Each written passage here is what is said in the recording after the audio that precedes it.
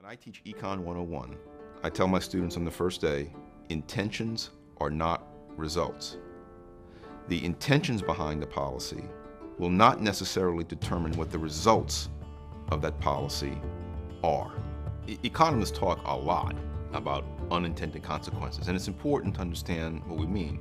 One example of an unintended consequence that is exactly the opposite of the intention comes from the Endangered Species Act. The intention of that act is to enable endangered species to flourish. One consequence in many cases is to cause the endangered species to be killed off more quickly than otherwise.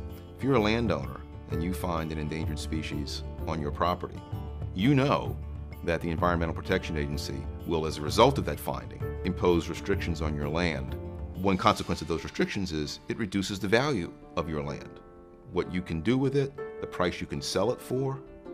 So what a lot of landowners do when they find what they think to be endangered species on their property is they kill the species and they shut up about it. It's called shoot, shovel, and shut up. Kill the species, shovel to bury it, and say nothing about it. Now, clearly that's not the goal of the Endangered Species Act. You know, the take-home lesson from this is that you judge a policy not by its stated goals. It's easy to state good goals. You judge a policy by the incentives that that policy will likely give to the people that it affects. Whether or not you believe in big government, tiny government, medium-sized government, it's difficult in many cases to trace out how the incentives will have real-world effects.